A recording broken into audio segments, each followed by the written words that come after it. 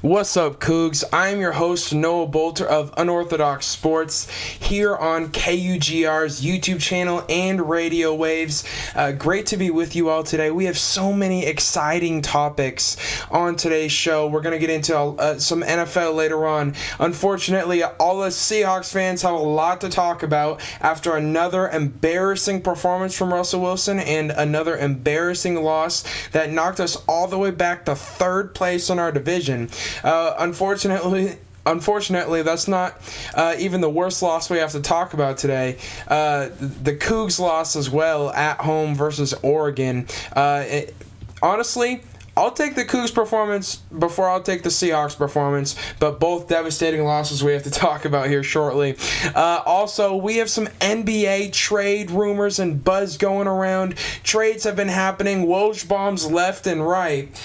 We also have an NBA draft tomorrow, so we're going to talk about those first three picks that we think are going to be off the board here. But I'm not here to do this by myself. Also with me today, and allow me to introduce, on my left shoulder, Mr. Asher Lyons, Sports Director for KUGR. Asher, great to have you on. Great to be here. Got to watch the Cougs lose in person this weekend. Very grateful. Have a lot to talk about there. Very interesting look at the offense from Coach Rolovich and company. But yeah, great to be here. No question about it. Aaron, also with us today, Aaron Monson, a beautiful broadcaster in the world of sports, and today our residential golf expert. We'll get into that in just a minute, but Aaron, great to have you on the show. Yeah, it's great to be here, man. It's going to be another great show, and I'm glad to talk for like a minute or so about golf. Dude, I love golf. All right, 60 seconds. Aaron, he begged me to talk about the Masters on today's show. And the Masters is a big deal. We do have a lot of other stuff to talk about. But I do pay your respect to the Masters. Aaron, say your piece. So the Masters, one of the oldest golf tournaments in the world. People from around the globe will travel to play this game at Augusta National in Georgia, one of the most gorgeous courses to ever exist in this planet, right? And so the 2020 Masters champion this year, Dustin Johnson, my main man DJ, he's been my favorite golfer ever since I knew he started existing. So you see, everybody says, oh, golf is so boring to watch, or, I would rather watch paint dry than watch golf or whatever. But I've been watching golf with my dad ever since I was a kid. And Dustin Johnson has always stood out to me. He's got a wicked drive. He hits 350 off a tee with ease. And it was awesome to see him get his first Masters champion. He's won a couple other tournaments as well, like the PGA Championship and the U.S. Open. But getting that green jacket, that's a big deal for golfers, like so many legends, and having Tiger Woods gave it to him too. And having one of the best golfers of all time, if not the best, Tiger Woods give you the green jacket to put on, one of the coolest things ever. And just congrats to Dustin Johnson on that. He finished -20 under par, which is tied for the lowest score ever at Augusta. So that was pretty cool too.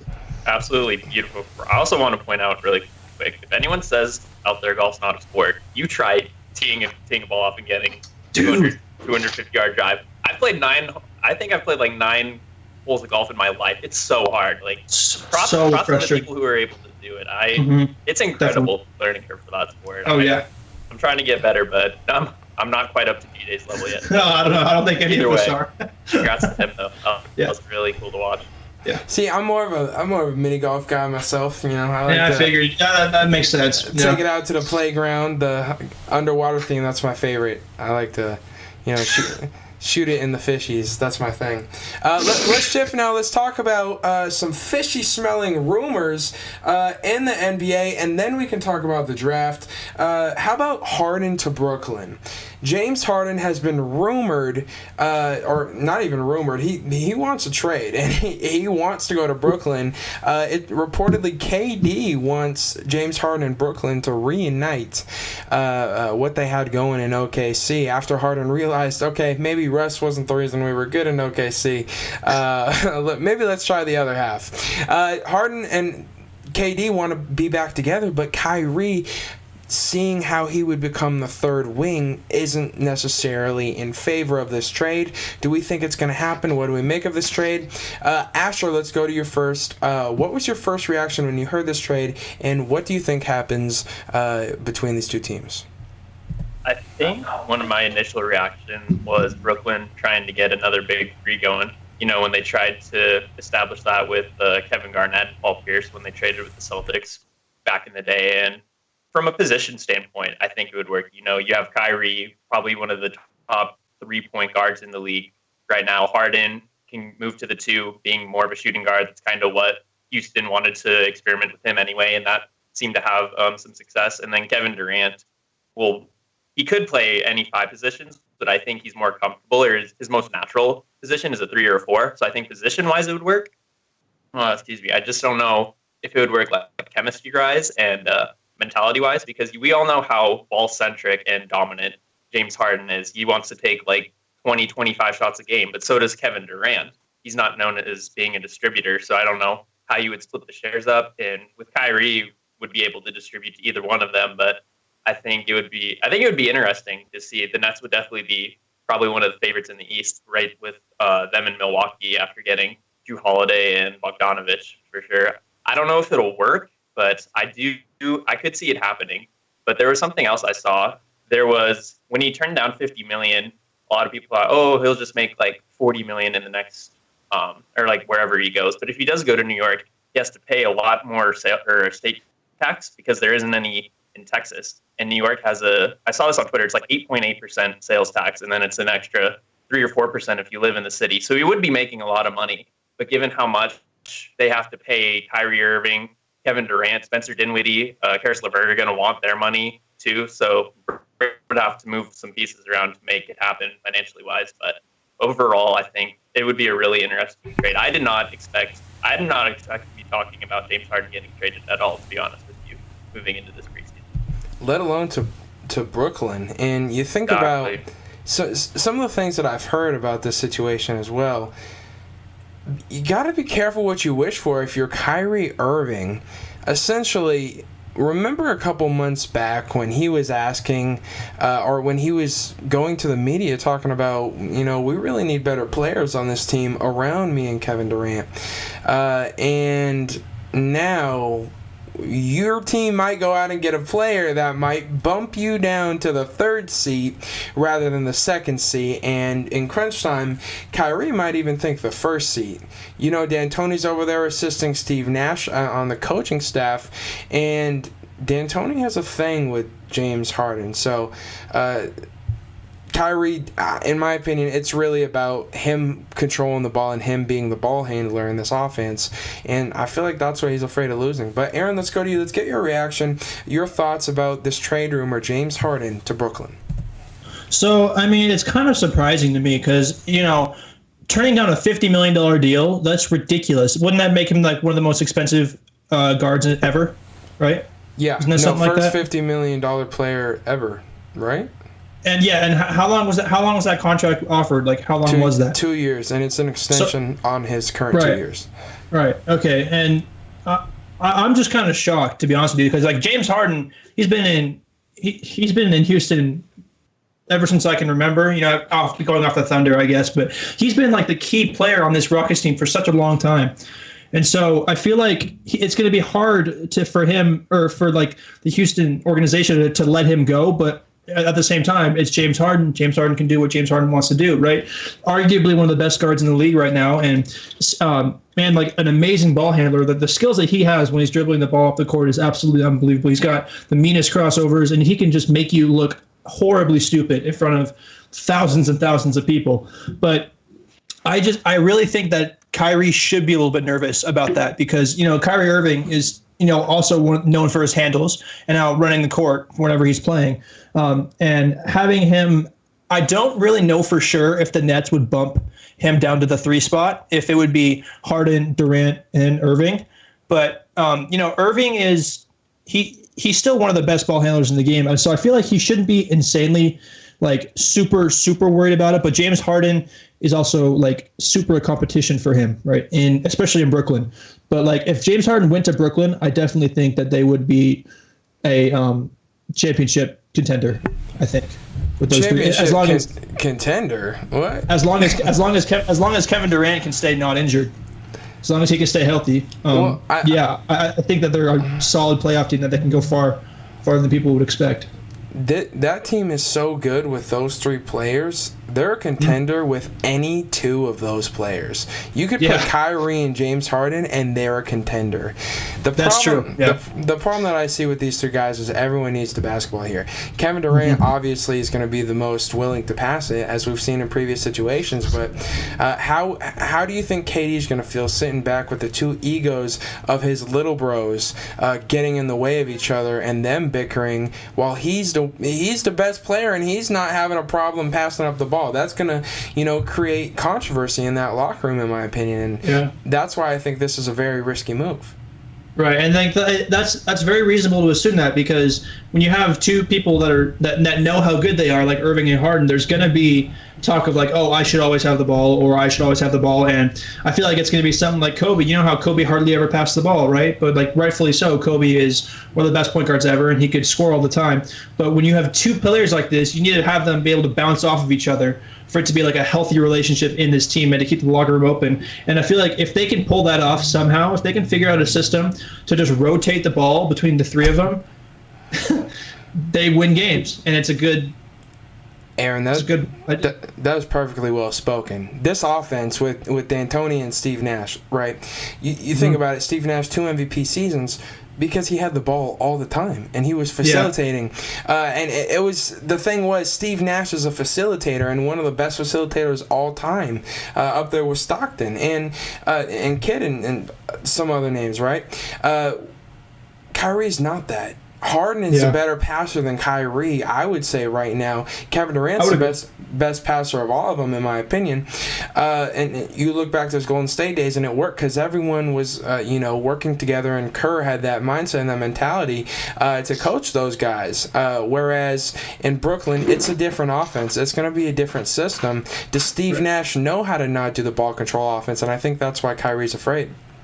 I think that's for sure part of it, but I also want to mention with Steve Nash and D'Antoni, there's another name we haven't mentioned yet. Amari Stoudemire joined that coaching staff, and him, Steve Nash, and Mike D'Antoni were all down in Phoenix when they were running that 7-second offense that they really enjoyed. And so with James Harden, I feel like he would be a good fit in that too, getting it up the court, maybe make a dribble move, just step back, take a three, typical James Harden stuff. So it'd be really interesting to see for sure how Steve Nash coming into his first role as head coach, coming in with such a loaded roster. And then on top of that, you could add one of the best scorers we've ever seen in NBA history, adding him in on top of that. It'll be really interesting to see how Nash compiles that all together. Well, and see, I heard Coward talking about this today, and I completely agree. Dwayne Wade was so successful with Miami, with LeBron and with Shaq, because he knew when to take a step back and he knew when to be the Robin rather than Batman. And it's him embracing that role. Curry in Golden State with Kevin Durant. Curry was the most important person in that franchise. Curry was not the best player on that team. And he knew that, and he acknowledged that, and it was for that reason that Golden State was able to be successful. It's no question Kevin Durant's the best player, even if all these three guys are there. Who's the second? Who's the third? And I honestly have questions about if Kyrie, down the stretch of games, is going to want Kevin Durant to be the man. Kyrie's the one who hit, the shot in Game 7 that essentially won the finals. And Kevin Durant's never done that. Kevin Durant had to join Golden State to beat Kyrie and LeBron, at least for some time. And I wonder how that plays out with Kyrie's ego. Kyrie a little bit Antonio Brown in the sense that he needs the ball. Anything else you guys want to add to this discussion, or are y'all ready to move on? I have a little bit on, I guess the Westbrook thing, which is up next, if you want to segue into that. I have some. Yeah. So I don't know if you guys have known this yet, but there's a source confirmed. I'm looking at ESPN right now. That the Washington Wizards have discussed a Westbrook for John Wall deal, which I think is very interesting. Seeing John Wall in Houston, you're essentially just replacing. Obviously it's a trade because they essentially do the same roles on each team, but John Wall's coming off a ruptured Achilles tendon, and I'm wondering if he's still going to be that same player, because a ruptured Achilles tendon is not a small injury, right? That's the main function of your foot. And so, players that come off injuries like that tend to be a little bit timid when they first come back into play. And I'm wondering if that is really a smart idea for the Rockets to do right now. Well, and the other thing is with John Wall's style of play, it's all about explosivity. It's all about getting to the basket. He doesn't shoot. And that's another reason why this really, unfortunately, could be a very scary injury for John Wall. The reason that Houston has been holding off on that trade is because they want more in return. And Washington, I mean, they have some assets. Rui Hachimura, you want to bring him over to Houston? But I would like to see Russell Westbrook and Bradley Beal. I think that would be a fun duo. Yeah, that would be good. I love Rui Hachimura too. Stud out of Gonzaga. He's absolutely he deserves a spot like starting on the Wizards, and like he's so fun to watch. Honestly, March Madness. I just feel super bad about Russell Westbrook if he goes to Washington. I feel for his... Hey, maybe he can turn it around. You never know. Maybe he could turn it around there a little bit. But he's not going to be happy. He could turn it around, like, no matter how much he turns... They're not going to win a ring, and unless he wins a ring, he's not going to be happy there. No, I mean, and there's really no... Especially with Westbrook, who's got one of the biggest egos in the NBA, in my personal opinion.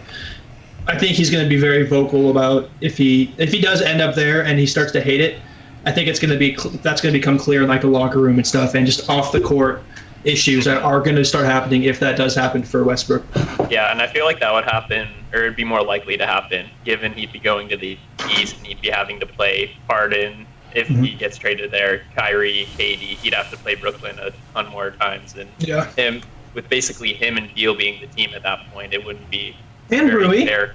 And Rui, to be fair, the Wizards are one of those teams in the East. I don't think they're as deep as a lot of the other teams in the East. You can go to Beal, John Wall, Rui Hachimura, for Bertans, the Latvian laser, I think is what his nickname is. 3-point shooter. He's nasty. He's nasty. It's funny, but yeah, like looking at the Wizards, they just aren't that deep, and so I think they should focus on trying to get a couple more like draft picks, maybe not necessarily this year, but just trying to prepare for the future. Not necessarily a rebuild, but I think getting Westbrook and maybe a pick, if they can manage it, would be a good start for them. Yeah, I don't know if the Rockets would give up a pick though.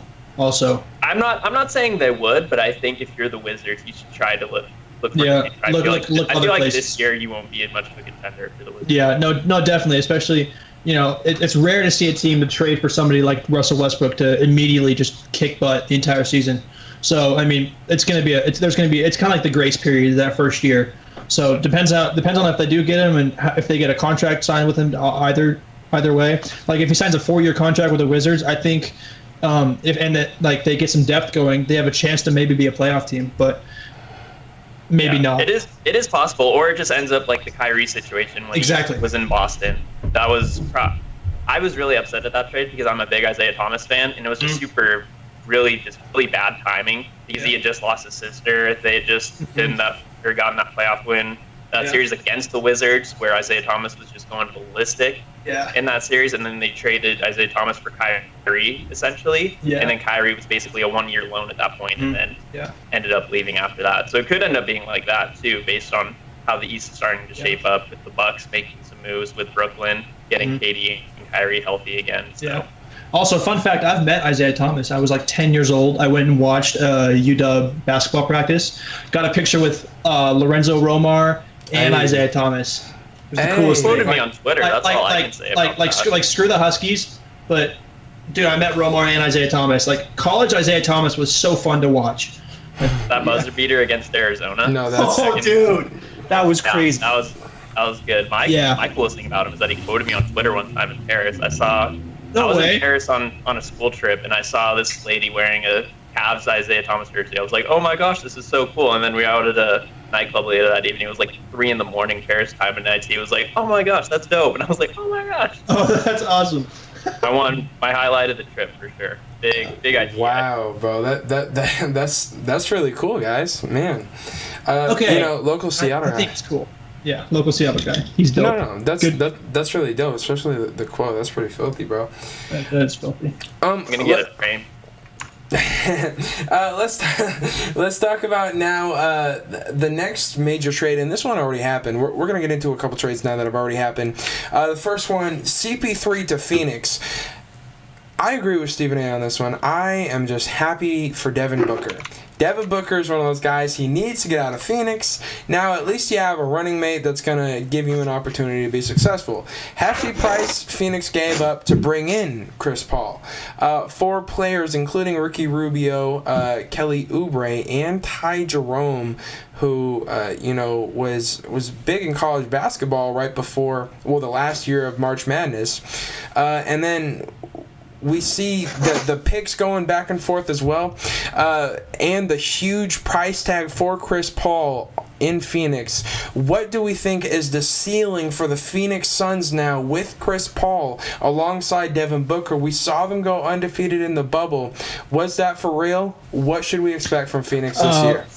First off, we can't forget about Aaron Baines, okay, on the Phoenix Suns. The GOAT, Absolutely Aaron Baines, love if you will. Aaron Baines, the GOAT. I follow an Aaron Baines Twitter fan page. Is it the one? I don't know. There's a GOAT Aaron Baines Twitter somewhere out there. It's something along those lines. Crazy. Yeah. I definitely think they're a playoff team now with Chris Paul and Devin Booker and Aaron Baines. But I think it's going to be an interesting season. Going undefeated in the bubble doesn't necessarily mean a whole lot. I feel like at this point, I mean, it kind of does. What? But okay. Let me rephrase. 8 games. Okay, the first 8 games they went undefeated. Awesome. But they still didn't make the playoffs, and so I really don't want the Phoenix Suns to be like a first half of the season team where they just kick butt and then after the All-Star break they just start to spiral downward, kind of like the Mariners. But I feel like they're the opposite right now. Like the bubble was the last part of the season. Okay, that's fair. That's fair. And the other thing is they played some quality competition. You remember the shot D-Book hit over the two best wing defenders in the game, Paul George and Kawhi Leonard, sending them both flying, instantly becoming 1.5 million kids' iPhone backgrounds with that shot. Paul George looked ridiculous, man. I just love watching that. Like, great defense. It was awesome. Better shot. And then beating Dallas twice. Like beating Miami, they had some tough games in the bubble. They did, but I mean, to be fair, the bubble was also 3 months after the COVID breakout, right? Isn't that roughly what it was, 3 or 4 months, or was it more than that? That's about right. They got started around July. I think they started preparing for it around my birthday, like in the middle of July, and then after August rolled around. Right. And then the season shut down in March. I remember that because I remember seeing the tweet saying the NBA has been postponed indefinitely or something. The horse heartbreaking. contest. Yeah, exactly. But with that 3-month break, that's essentially like an off season, right? So that's the only reason why I think they did so well is because they had so much time to prepare for something like this because they had to adapt to the situation and everything. And that's why I feel like it was almost like starting a new season again. It was just unfortunate that they didn't make the playoffs. But I think that they can definitely be a playoff contending team now, but they just have to continue to win games after the All-Star break. That's my take. Yeah, given how deep the West is still, because we saw how great Denver is and the Utahs of the world, I think they're a playoff team, but I think that's their ceiling right there is probably first round. I want to say second round, but with just Devin Booker, Chris Paul, and Aaron Baines, don't forget, I just don't think you're as deep as a lot of the teams out west because we got to remember Golden State is going to come back better than ever with Steph and Clay both getting ready to be healthy. Lakers are still going to be there. Clippers still have Kawhi and Paul George, even though they choked there in the playoffs, but. Especially if the Warriors get Wiseman too. Sorry, my bad. And we'll see with the Warriors getting a pick. Timberwolves too with the number 1. We'll see what they can do with that. There's just a whole lot of depth and talent out west. And to Chris Paul's or to give him credit though, he does impact or have a great impact wherever he goes because we saw with Oklahoma City last year, everyone thought that was going to be a rebuild year for them, and he ended up leading Billy Donovan and them to the playoffs thanks to his leadership. Like. Who said it? I don't know, but a lot of people, including me, I would probably consider Chris Paul one of the best leaders in the NBA. Like, he just has total control of the locker room. And when you can have control of a guy like a Devin Booker, like a DeAndre Ayton, who I think is going to have a really good breakout year based on what we saw from him in the bubble, I think the Suns have a good chance to at least get to the playoffs and see what they can do in a series. I think they would be a lower seed, though, and so they'll probably draw the Blazers or the Lakers or a higher seed. So I don't know how they would do in 7 games against Damian Lillard or LeBron James or even Jamal Murray, etc. So even though Devin Booker was phenomenal in the bubble also gave a lot of players like Jamal Murray, like Donovan Mitchell, like Damian Lillard the chance to shine too. Definitely. So it'll be interesting to see moving forward how they can work with Chris Paul. I saw a video of them already working out in the gym, so they're already building team chemistry. So that's really good for them. But I think they need just a little more if they want to be a true contender. Well, they have a month. How about that? Will a month do it for them? I think with Chris Paul, a month is enough. Yeah. I agree with you guys that this is a playoff team. I don't think they're a top-end team. I don't think they'll be top 4. But I do think this is a really good team, and I think they could at least make it out of the first round. Sidebar, though, about when the NBA went to break, and we can't forget about this, just a quick shout-out. I remember making one of my first YouTube videos when this first started at DJ SQUABO on YouTube, and I remember Vince Carter, his entire career, never gave up, just keeps coming back, keeps playing basketball year after year, new team, new situation, old man, same dream, making it happen year after year by holding himself in such phenomenal shape and by playing so phenomenal. The NBA gets canceled in March or postponed, and during the OKC Jazz game, and the COVID with Rudy Gobert, and that night the Hawks were playing a game. They sub in, the whole NBA figures out, okay, any games that haven't started yet, we're not going to start, but any games that are currently going on, you can finish. The Hawks game was already going on. Vince Carter had played his entire career, never giving up, never quitting. They put him back in the last minute. He hits a three-point shot. He hit his last shot in the NBA, a three-pointer, before the season getting postponed, and because he was on the Hawks, he didn't get to go to the bubble because they weren't in playoff contention. So I just wanted to point out Vince Carter, for the last time in his career, outlasted the NBA before, you know what I'm saying? The NBA That's didn't crazy. outlast him that time. Yeah. Let's talk now, and let's shift, unless you guys want to add to that. I want him to be a Hall of Famer. That's just. I think he deserves that. He's got to be. Yeah, he has to be. I don't right? think that's a question. Yeah. Yeah, he's such a stud. Love the guy. Absolutely. The next trade that we're going to talk about, though, Holiday. Oh, well, a couple of moves, actually. Holiday and Bogdanovich to Milwaukee. What does this mean for Milwaukee? Giving up Bledsoe, giving up Hill, giving up DiVincenzo, giving up Brogdon last year, and now bringing in Drew Holiday, and giving up a whole bunch of draft capital as well in this move. This is a desperation move to try and keep Giannis, but it just might be desperate enough to work. Asher, let's go to you first. What was your reaction to these blockbuster moves? I like the idea of it. There were a couple names floating around with Milwaukee trying to go out, and I think it'll work with having him, Giannis, and Middleton as kind of your big three now. You have a little bigger guard than Bledsoe, which is one of the people they gave away for Holiday. I think Holiday's a little bit a better defender, and so I think being in Milwaukee, I think will give him a chance to showcase that, because when you have a great point guard who's good at defense like that, that just means excellence for you, given how great Giannis is in the fast break. And I think they'll go really good together. I don't know if they can beat a Brooklyn in 7 games, but I think it gives them a much better chance, given how they ended their season a lot more abruptly than a lot of people expected, thanks to Miami. No question about it. I think it puts them into a much better situation than they were before making these deals in Bogdanovich's offense. Let's go to you, Aaron. What was your reaction to these moves? I think it's a really smart move for the Bucks to have done something like this, just because Giannis can lead this team back to the playoffs, I believe, and with tools like Holiday and Bogdanovich, who, like you're saying, Bogdanovich's offense is just off the charts great.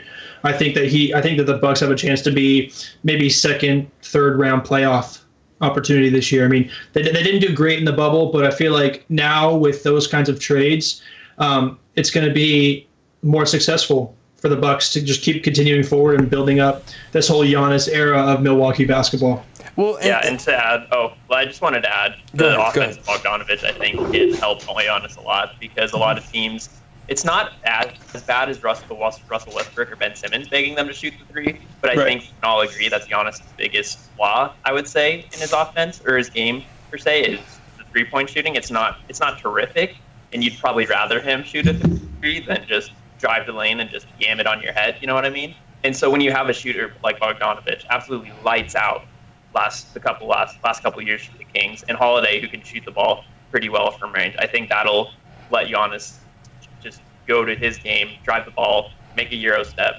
With those strides that Giannis has, he does it so easy. I don't know why he just doesn't do that every time. I know. Sorry, go ahead. Continue. I was just going to say, having shooters like Bogdanovic will help him do that. Yeah. George Hill, one of the guys they gave away, was one of their most he wasn't a volume shooter because he came off the bench, but he was a very efficient shooter. But having a starter like Bogdanovic, being able to have a volume and efficiency, I think that'll help a lot. Yeah, I think we'll see a lot more of Giannis in the paint as well, just because that's Giannis being 6'10" and just an absolute tank. He's going to dominate the paint more than I think we've seen in this past. And that's how he should play. More Giannis based on how he's built. Yeah. What? More Giannis in the paint? He got 2 straight paint MVPs like that. Well, but you see him taking up the ball more than most dudes his size do. So I'm just saying it's gonna. Besides, people like LeBron or whatever, but LeBron's not as big as him to a degree. But I just think that Giannis might not be handling the ball as much as he used to, especially with Drew and Bogdanovic up there with him. They're great additions. Yeah. So here's the thing, and I'm wearing a suit right now. I'm getting into the business standpoint. Let's look at it from a franchise perspective, right? If you're the franchise, you're trying to get Giannis to sign this 5-year extension, multi-supermax deal where he becomes the richest NBA player in NBA history, essentially. You're trying to get him to sign this deal because you can pay him more than anyone else can if he is to play elsewhere or if he is to leave in free agency. But if you are to trade him, then he is able to still make that same amount of money. So let's say Giannis Antetokounmpo is on page and signs the contract before the year. That is exactly what the franchise wants. They want him to sign it before the year because what happens if he decides to wait and see how the year plays out? What if he plays with Drew and Bogdanovic and it's an off season where COVID's still going on and we're supposed to get a vaccine here shortly, but there still might be limitations next year. Still might be a little bit of an awkward season, and essentially you're betting on Giannis to be successful enough with the team that he's going to want to stay, because otherwise he could dip out next year. But you also have to think about, what if Giannis is firmly against, because we've heard so many good things from Giannis about this franchise, how he wants to stay in Milwaukee, how he wants to be here, and all that stuff. But we've seen so many different players as of late take that free agency and use it and force a trade or force a move. James Harden is doing it right now. He still has 2 years left on his contract.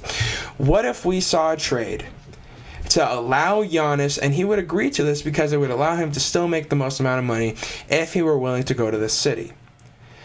But I want to introduce an idea to you guys. What if Milwaukee somehow gets convinced they can't keep Giannis? Or we just wait and we push it back a year, we do this next year. But what if there was a blockbuster trade with the last 2 MVPs? James Harden for Giannis. Both players wanted out. Both players want to make a lot of money, and if both players got traded, they'd still be able to make that price tag. What do we think about this? I don't think that would be a good move for the Bucks. Getting rid of somebody as big as Giannis for James Harden. James Harden's a great... No. So it's a sign and trade. What if they were to do this next year because he wasn't going to resign? You essentially say, we'll sign and trade you to Houston. We get James Harden. You go over there. Right. Well, that's what I'm saying. I don't think that's a good idea. I don't think that would be a smart move. You can't get rid of somebody like Giannis, who's at this point. The alternative is that he's just walking out and you get nothing in return. That's what I'm saying. If he's leaving in free agency and you 100% know that. I see. So you try and get James Harden in return. Does that not make sense? This is only if it doesn't work out in Milwaukee and he is convinced you guys that he's going to leave. I see. And Harden has no leverage in his contract with Houston. He still has 2 years to play out. Yeah. Westbrook's, he's going to get dished out. Like, he's gone. I could see Harden getting traded too. I could also see it waiting a year. And what if both teams wait a year? It only gets worse with Harden. It's another offseason where, why didn't he get moved? And then Giannis decides he's not going to stay there. So now do you what are your thoughts on that? Do you have any? If that's the only, if it's either you get James Harden or Giannis walks out, I think that's the only thing you should do in that situation. James Harden is too good to pass up. Like in that very specific situation that you presented to us, right? I think the only option would be to trade for James Harden. How realistic do you think that is? Not. Yeah, I would agree with that. I've never considered Giannis being traded for anyone in this league. If you trade the two-time reigning MVP, you're going to need to get more than James Harden, I think. Yeah. As great as James Harden is, I agree. I would need at least 2 first-round picks. No, you can't do that if he's leaving anyways. Because hear me out, if it's a sign and trade and you get Harden, you could just opt out and just go sign in free agency. So you'd basically be trading away Giannis for nothing. And so I feel like you would want at least some compensation, and you could choose what to do with the draft pick. You could either trade that and get someone else moving forward, or you could just use a draft pick to get someone to replace James Harden and or Giannis. No, I completely agree that you want to do that, and I also agree Milwaukee needs it, especially after going in this offseason and trading 3 first-round picks to go get the players that they just got. That's an Anthony Davis deal, essentially. But what I'm saying in this scenario, you're not going to have that option. So leverage tells Houston, okay, Giannis is just going to walk away from you guys anyways. Why should we overpay you with Harden? The other thing is he still has a year on his contract, so the logistics side of it for Milwaukee, okay, we're bringing on this former MVP right before Giannis, still averaging 36 points a night in MVP contention for Giannis when we're essentially losing someone and we're getting a free trial for a year. I know this is just a proposed trade. I honestly just thought about it right now, but I'm seeing this. If we go down this little rabbit hole and a couple things start to go a certain way, Milwaukee, Giannis for James Harden, I could see both teams doing it out of desperation, thinking that they're going to lose their superstar.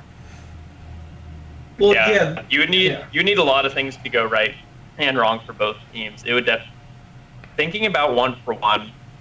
I just don't see how Milwaukee would lose or would win that kind of trade based on what I've seen from Giannis past couple of years, but based on the scenario that you gave, I think it would make sense, assuming that both teams were in absolute panic, desperation, we need to get rid of this guy now before he leaves for free mode. So it's interesting because I don't think we've ever really seen a trade like that, 1-for-1. The last 2 MVPs.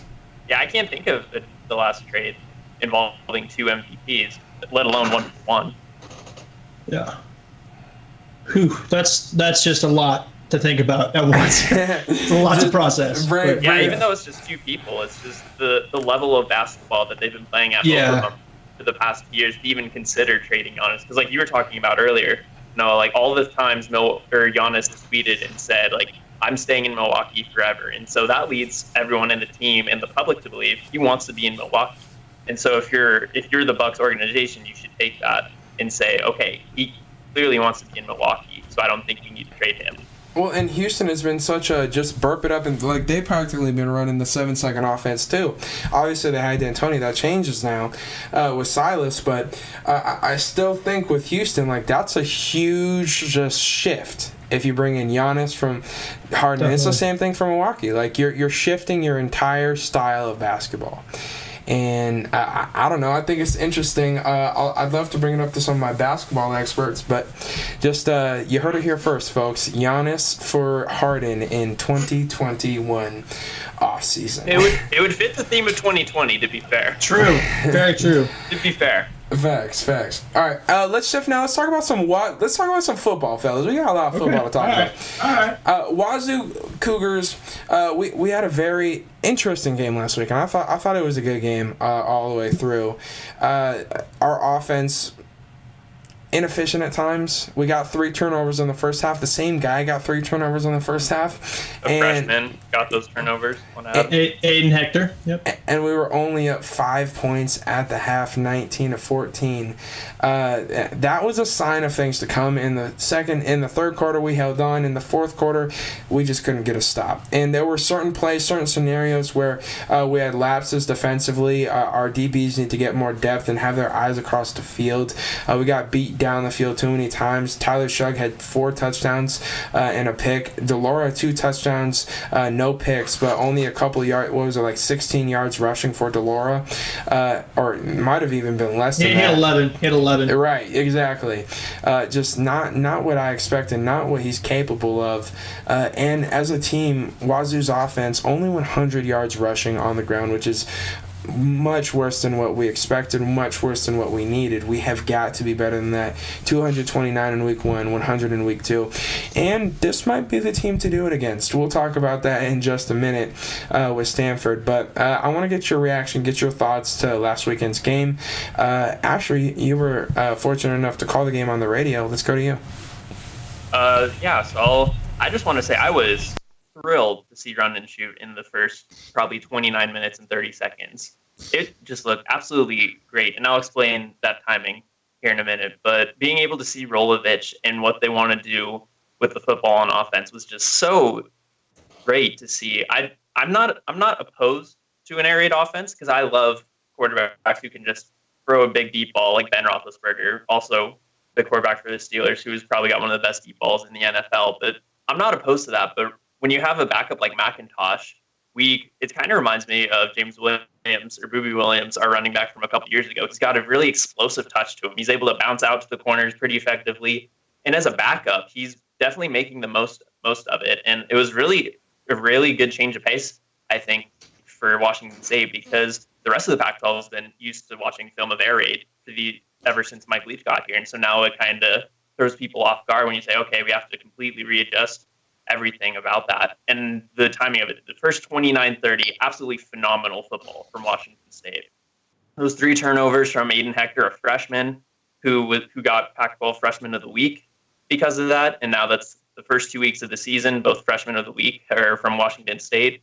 Jaden Delora last week on offense, Hector this week on defense. So I think our future is really, really bright. But then Oregon, remember, they were the number 11 team in the country. Right before halftime, Washington State gave up a huge play to Jalen Redd, and that set up first and goal with about 8 seconds left. And then and then after that, they got a touchdown, and then they were able to close the gap a little. And then after that, they just stole the momentum. Washington State could not contain Tyler Shuck at all. We had a conversation about his name. It's spelled weird, but it's pronounced Shuck, and it doesn't really matter. Wait, Shuck, like no shoe. It looks like Shoe, but he had a phenomenal game. He had 81 rushing yards. DJ Verdell, their lead back, had 118 yards and a touchdown. Their running game was just dominant. I compared their backfield to ours assuming we have Delora, McIntosh, and Borghi in our backfield. It's pretty comparable to Shuck, Verdell, and Travis Dye, their other back, who had a really great game as well. They just weren't able to contain anyone. And I think another problem was they weren't really able to finish drives as effectively as I think they would like. Those three turnovers they got, a few of those drives ended in field goals, and so they would have really loved to have those points back. And once Oregon went to halftime, all the momentum just shifted towards Oregon, and that was just the tone of the game for the second half. No, and I completely agree with the shift of momentum right before the half. It was a 12-point game, and there's 17 seconds? It only took them 15 to go down the field and score, and that was just devastating. The fact that not only did they get down there, but they got a touchdown when we knew exactly what they needed, and they were still able to get it. So going into half after 3 turnovers in the first half to 0 for Wazoo's offense, only at 5 points, that's devastating. And then going into the second half, our offense still, we struggled at times. Eventually, they pretty much started playing prevent defense, but our defense, too, struggled at times. They were 2 for 2 on 4th down, and the first one, just a beautiful option play. Jeez, the options that Oregon were running were destroying us defensively. Yeah, Chuck does a really great job with the option. And another thing to add on to that, No, a lot of the one-on-ones on the outside we missed a lot because one of Chuck's 4 touchdown passes was to Travis Dye on the wheel route, and I remember calling it during the game. George Hicks, I think, was the cornerback guarding him out there. It was man coverage just out there one-on-one, but Travis Dye just had such a quick step and just absolutely exploded past him. He didn't have any challenge getting to the end zone off of that. So a lot of the time it was not necessarily blown coverages, just getting deep in coverage, I think. And give credit to Travis Dye. He's super fast out of the backfield, and he was able to show it there. But that's one thing Washington State needs to fix against Stanford coming up this weekend.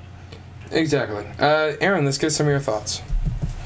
Well, I mean, I wasn't surprised, to be honest with you. I was so hyped going into halftime, being up 19-13, like, holy crap, we absolutely, like, you know, we were 2-0 against Oregon at home in the last 3 years since before this last game, right? But only, like, one of those times I think we were both top 25. I think one of the games the Ducks were like number 8 or so, and we were 22, and I remember that. I think they were ranked 8th when College Game Day was here. That's what it was. Yeah, that was a College Game Day. I drove up for that game. That was awesome. That was a huge. One of game. the best weekends of my life. Easily. College Game Day, what an experience. I know. And like it's the number 11 Oregon Ducks, right? They're dominant. They're top. I mean, I wouldn't be surprised if they continue to slowly go up in the ranks, but you know, playing the Pac-12, the Oregon Ducks are obviously going to win the Pac-12 at this point, from what I can see. If Tyler Shuck keeps playing like that, it's like I feel like the only other contender as of right now would be USC, just because they're the number 20 team in the nation right now. But Jaden DeLora had a great game, 321 yards passing. He's just kept on showing off his arm. He's got a great arm for such a young dude, like a true freshman, right? And Deion McIntosh rushing for 92 is also good to see. But I think having Borghi in there, like you were saying, is like that little rotation of just people who can run the ball. DeLora, Borghi, and McIntosh. That's going to be huge against Stanford. Harris, excuse me, yeah. Those three guys. Harris too. Oh, Harris too? Yeah, no, definitely. Except, I mean, Harris only got one look rushing. It was for 5 yards. And that's the problem. I think we got to use him more. Like, he had that breakaway game winner last week. I agree. And, Travell Harris also had 94 yards receiving. So, Travell Harris is great because he can just rotate throughout the running positions and the slot receiver position. But I think like Asher was saying, our one-on-one defense for the corners needs to just be so much better than it was. And, that just might be getting outplayed by the number 11 Ducks just because, like you said, Travis Dye I was shocked at the speed that guy can just explode off the line he just outruns every single person. Anyone that lined up in their backfield, whether it's Verdell or Shuck being able to run and scramble on the options. Oh my goodness! Oh, dude, it was unbelievable. He's not quite Justin Herbert from last year when they beat Wisconsin in the Rose Bowl, but Shuck's offense right now looks really great. It really does, and Shuck. Oh, yeah, no, Shuck can read the field like that was one of the best reading I've seen by a college quarterback in a long time. He kind of gives me a little bit of a Josh Allen vibe, a little bit. Okay. Like Shuck does, just because like their height and they both scramble. I mean, Shuck I think is a better scrambler than Josh Allen. But I think it's like that they're sort of the same play style, kind of. Yeah, the eye test tells me that Shuck's a little faster than Allen. Yeah, exactly. What I saw. Mm-hmm. Yeah. I would agree. But I think our defense needs to play with that same just like explosiveness that we did in that first half, because our defense dominated that first half. That just needs to be a full 4-quarter thing, not just the first half thing. So. I have some comparisons for DeLora, and I want to go through these real quick. Tell me what you guys think, because I do want to talk about Seahawks before the end of the show. But I compared different parts of Jaden DeLora's body to NFL quarterbacks, and I found out his NFL prototype, if you will. Okay. His arm, I say Matthew Stafford. He sidearms. He's got a deep ball, and he's pretty accurate at times. I saw him struggle at this week's game specifically.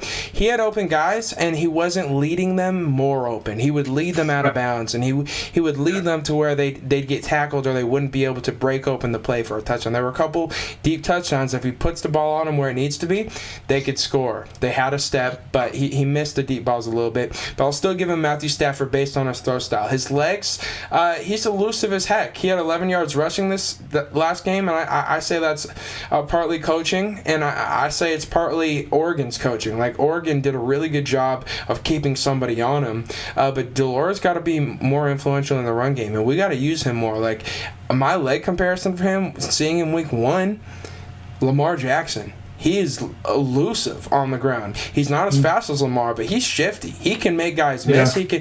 He can embarrass guys on tape, and that's one of those things we got to utilize that more.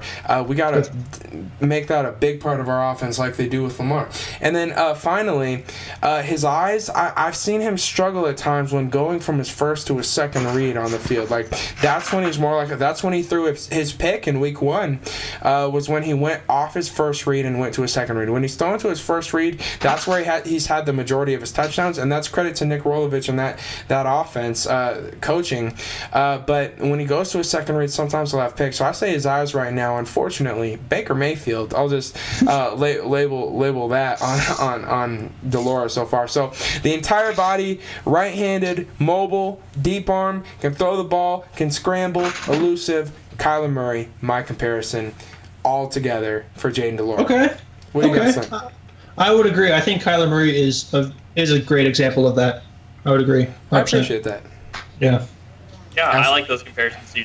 Definitely not as elusive or fast as Kyler Murray and or Lamar Jackson. Yeah. But based on what we've seen the last 2 weeks from a true freshman, I think he definitely has the potential to catch up to a Kyler Murray or a Lamar Jackson. Exactly. With COVID not going against eligibility, if he wants, he could stay here for another 4 years. And with a coach like Nick Rolovich, there's no telling how high his ceiling would be under the coaching staff here. Yeah, this kid's only 18 years old, and he's doing things that you see hardly any college quarterback do as well as he's doing already, just right off the top. So and that's without mentioning all the records he broke. In high school, Tua Tagovailoa, Marcus Mariota went to the same high school as him, shattered their records.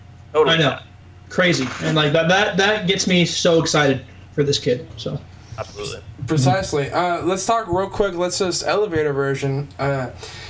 What are the keys at Stanford this week? So offensively, I said we need to run the ball, 100 rush yards for this offense. Remember, this offense is the run and shoot. But the first part of the run and shoot offense is the run. So we got to be able to run the football for more than 100 yards in the game. And we got to dictate the tempo, especially with the true freshman quarterback. Number 2, we got to win the turnover battle. We won it last week, and we won it dominantly. We still lost a game, but imagine had we not won the turnover battle last week, how bad that would have been. So let's win the turnover battle this week. Let's make sure we're efficient offensively and try and get the ball back defensively. And then lastly, let's be better on third downs. We were getting off the field too much, 7 for 15. We got to be more efficient, in my opinion. Asher, keys at Stanford.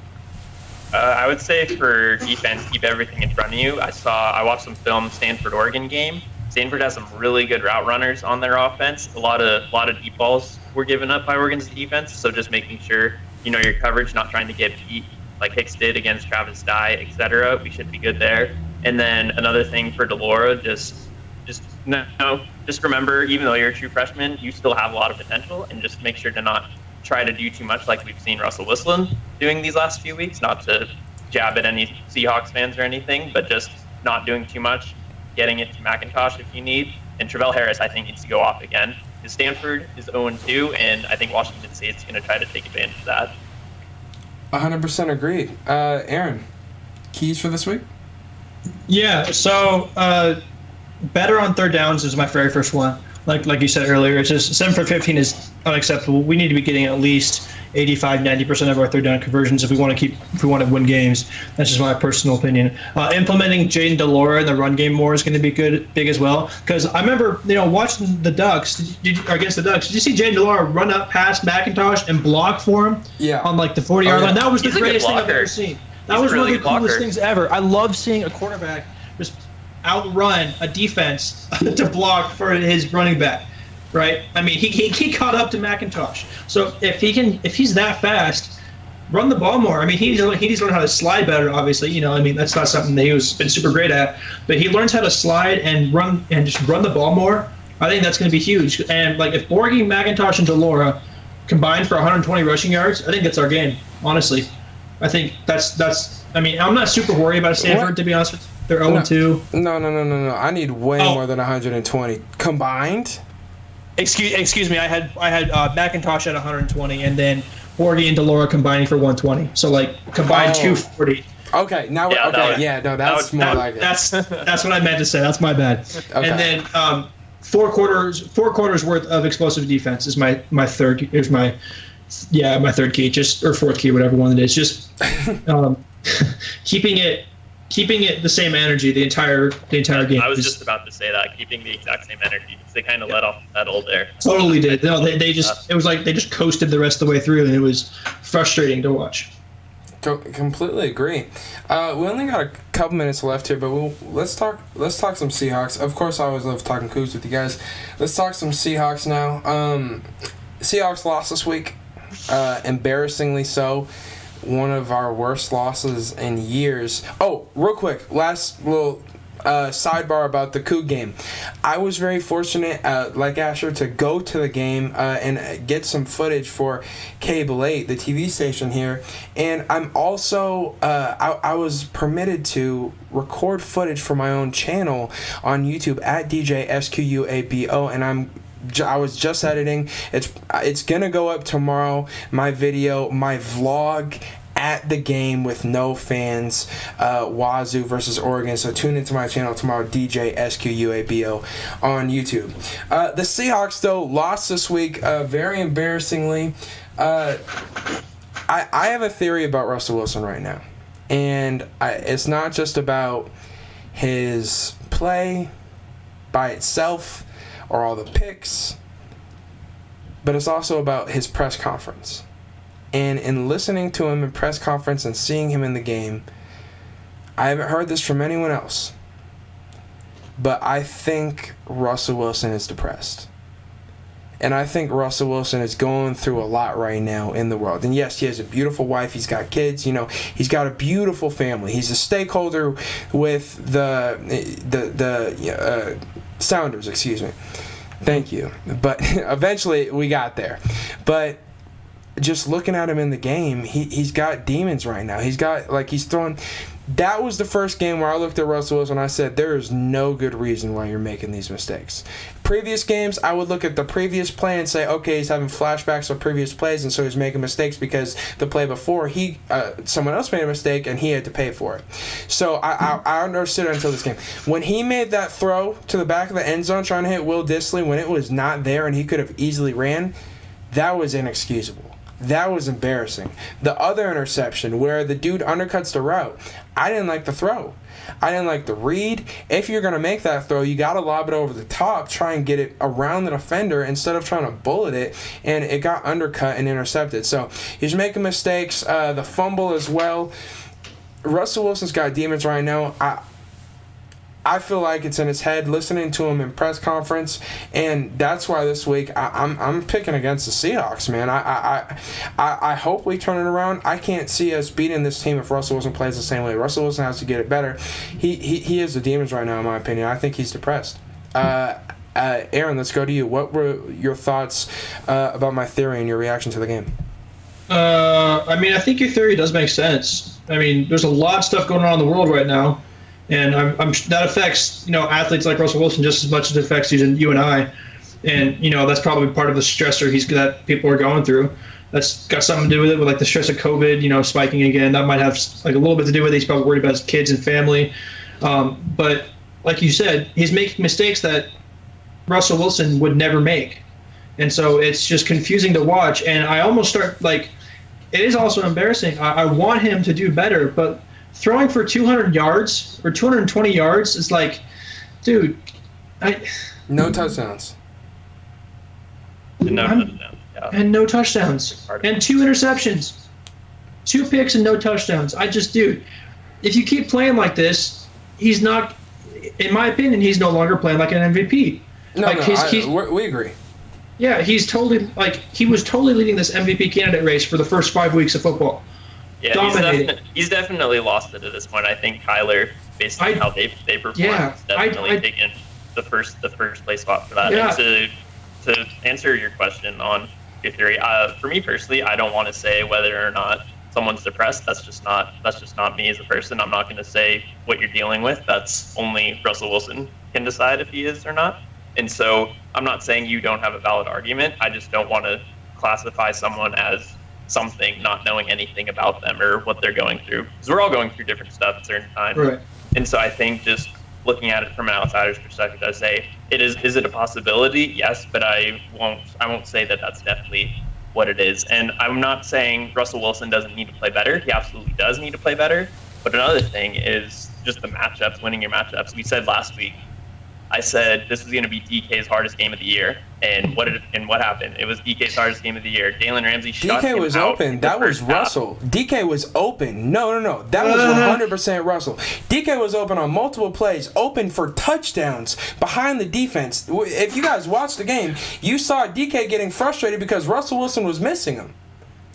And that's I'm Russell's not saying fault. he never missed him. I'm just saying Jalen Ramsey limited DK to 2 targets for the entire game. That can't all be Russell Wilson. Yeah, I think a vast majority of it was Russell Wilson because I'm really frustrated with how Russell's been playing. I saw DK open at least 5 times in that game when he could have got the ball and he should have been targeted. Not saying that didn't happen. And with the whole depression thing with Russell Wilson, look, I'm not saying it's 100% what it is. I'm saying we as fans and as people that can be supporters need to show him love in this field because we can understand how crazy stuff is. I'm not saying it's a bad thing about him. I'm saying he's human and we should stop getting on him as if, he's not human. And while I understand what he's going through, or I can never fully understand what he's going through, but I'm trying to empathize and I'm trying to, show him some love. You also have to call it how you see it on the field, and that's what I feel like I'm doing in terms of putting a lot of the onus on him. And I think a lot of us agree, he's been the problem that we've had over the past couple of weeks. Our defense, it's always been bad, but we were winning games in the beginning. We're not anymore, and it's because our offense took a step back.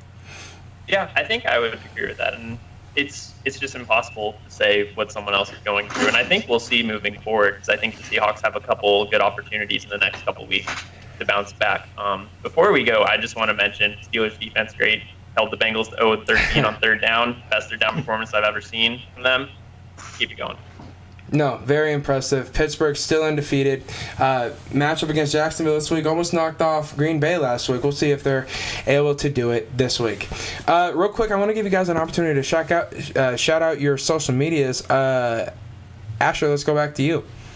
Asher Lined, pronounced Lined on everything, and Snapchat something else. I don't know what it is, but you'll find it on Insta. So go show me some love. Appreciate it. Volcanic Ashman. Let's go to you, Aaron. Yep. Just at Aaron Monson on Instagram, at Aaron __ Monson on Twitter. It's a double underscore. Go shoot me some love and maybe send me a DM. I'll add you on Instagram or on Snapchat. Like it was Aaron __ Monson, and then COVID happened, so it had to socially distance to 2 underscores. Exactly. Oh my God. Just COVID regulations. Never had that connection. I hate that. I hate that just came out of your mouth. I might have to do that too with my social media. Yeah, copy me. Yeah. I'm at DJ SQUABO on Instagram and on YouTube, and I'm about to post that video about the Cougar vlog. And if you're listening to this on the radio, I probably already did, so go check it out. All right, guys. Pleasure, as always, doing the show with you guys. We had so much hot stuff to talk about. It's going to be a great week in the world of sports. As always, this is your home for Seahawks and Cougar football on YouTube and on the radio. KUGR, Unorthodox Sports.